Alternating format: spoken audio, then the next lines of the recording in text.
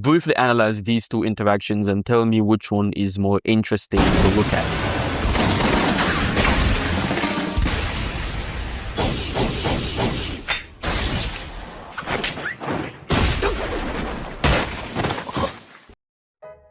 Guns make power systems boring. It takes away from the skill of the power system and it feels like cheating. Anyone can use a gun. Not anyone can train their nen. Not anyone can master different chakra forms.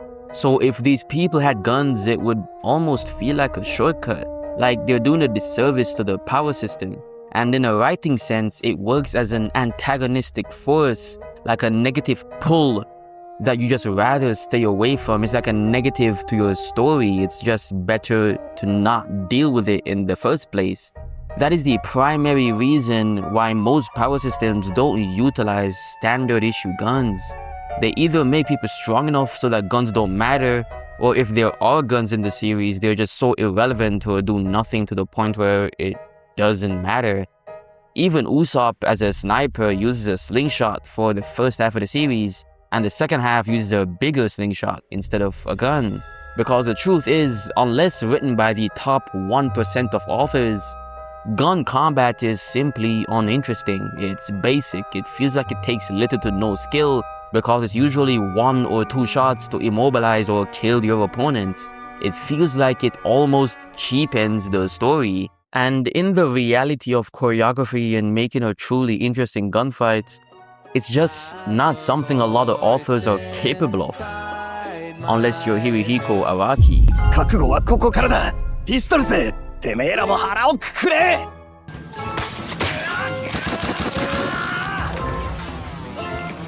ホワイトアルバム、ジェントリビンズ。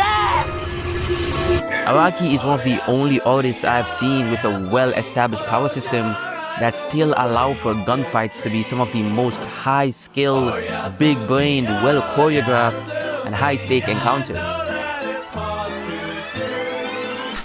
You see, the thing with guns is that guns have rules. And because of those rules and how strong guns are, they can hurt your story in so many ways that authors rather just run away from it. These rules usually include range. A gun beats almost everything at a distance. No dramatic hand-to-hand combat makes sense if one guy has a pistol. Lethality. One shot can end the character. No dramatic back and forth. No prolonged duel. It kills a lot of tension in close combat scenes. If your protagonist is a skilled hand-to-hand fighter, which most protagonists are, any random thug with a gun should be able to erase that skill gap immediately. Writers want competence to matter. Think of it as a video game and skill expression. Guns, in the usual circumstances, remove that skill expression that the author wants to show with his power system. However, Araki used these rules to his advantage and added a twist to them like he does everything. Rather than running away from it, he embraced guns and their rules. Araki used the gun rule of lethality and made it so that gunfights have so much stakes. Stands as a power system is a supporting network. It's like a mold. Whatever you put in it, it absorbs it and gets stronger, whether it be swords or guns.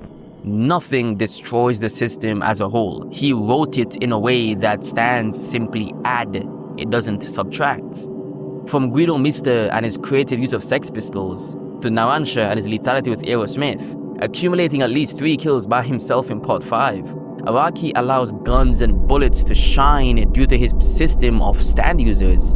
Most stand users being relatively normal people who have to use their creative abilities in a way that makes it so that guns simply aren't the end-all be-all. And it's not just that either. The gun combat in Jojo, other than just being a single shot to the head or something like that, is some of the best choreographed gunfights I've ever seen in any fictional material, period. The way he draws gun work makes it so entertaining to read. From the way he draws the bullets to the creative way he enables the system of gun work, it's just wow. Like, think of it like this, right? Genre gives life. So when he duels with someone like Mister, when Mister shoots his bullets are now capable of growing and giving life to whatever genre chooses, usually being trees or animals. This creativity of stands adds, it allows for there to be no limit to the creativity in these fights, but it also means that these fights have to be very intelligent and users have to be hyper competent for these battles to work, which makes the fights more memorable and good. And Araki is so versatile that guns are included in some of the best battles in Jojo period, especially when it comes to conclusions, from Gyro to Ringo to the finale with Johnny versus Valentine. Of course, plus some spoilers are ahead. Valentine is a dimension hopper with impenetrable defense, and Johnny has nail bullets that have infinite rotation that can pierce through any defense. Like, under the right circumstances, this dude is strong enough to one-shot Gojo, and he showcases that power with his stand ability and his creative battles throughout the series. Yet the climax of this fight between these two dimension-hopping, infinite rotation monsters comes down to 2 men, 2 guns, 1 winner, 1 loser, 1 dead, 1 alive. My heart and actions are utterly unclouded. They are all those of justice.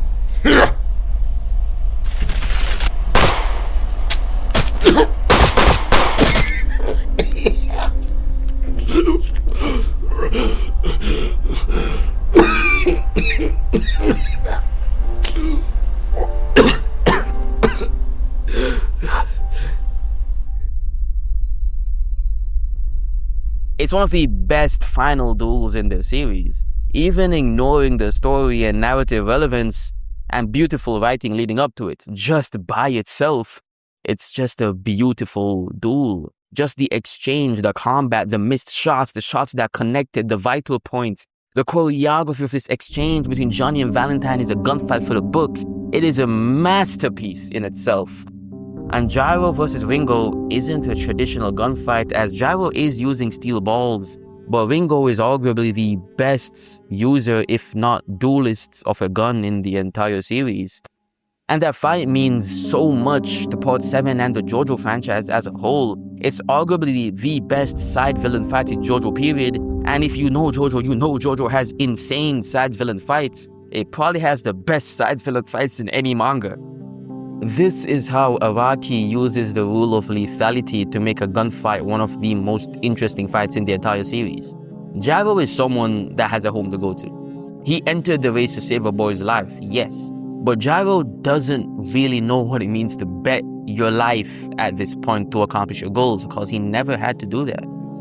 Johnny does, because Johnny already lost his life. He's a cripple. He doesn't have a home to go to. He doesn't have a family to go home to. Johnny has nothing.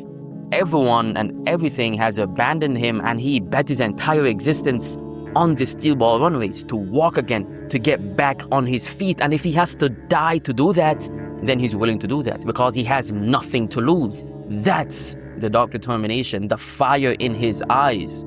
Masterful writing, by the way. But that's what it means to enter a true man's world. Gyro has a lot to lose. He has a father, a loving family. He has potential lovers and friends to go home to. Gyro came here to help someone, yes, but it's a want, not a need. Sure, it sucks if the kid dies, but Gyro could go on living. And because of that dangerous subconscious, he's not willing to bet his life. He doesn't know what that means, and he still clings to life like a child. And that's the relevance of this fight. Ringo brings objectivity. He doesn't give you a choice. You have to bet your life here in this duel, live or die. If you saw the first duel with Gyro, Gyro didn't kill the guy. Gyro simply incapacitated him and protected himself. If the guy dropped his gun as he said, he would have been fine. Ringo won't allow that. Ringo won't allow Gyro to get away. Live or die. Do you have what it takes to continue this race? You see, Ringo believes a modern society is one, consumed by decadence and hollow violence. And the cure is what he calls the true man's world. A return to honorable kill or be killed conflict as a simple solution for self-purification. His stand, mandem, literally reverses time, mirroring his literal desire to rewind civilization to a more naturalistic form. Fire fucking writing. When Gyro kills Ringo, Ringo doesn't see defeat. He sees his philosophy being passed on. Gyro was forced to embrace a kill or be killed situation, and once you are willing to die for something, you can truly be alive and accomplish whatever you want to accomplish. So Ringo welcomed him into the world that he preached of, the true man's world. It's just beautiful writing, and this conflict all stakes itself on a traditional Western duel, a traditional gunfight. So what do we learn here? I learned that depending on the execution of the rules, any superpower, magic, gun, or weapon can be used in the favor of enhancing your story, your piece of literature, or it can also be used to drag it down. What matters is the planning and the execution. What does it stand for? The fight itself should mean something. It's not just about the weapons.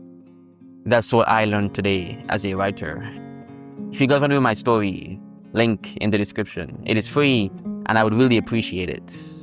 God bless you and have a good day.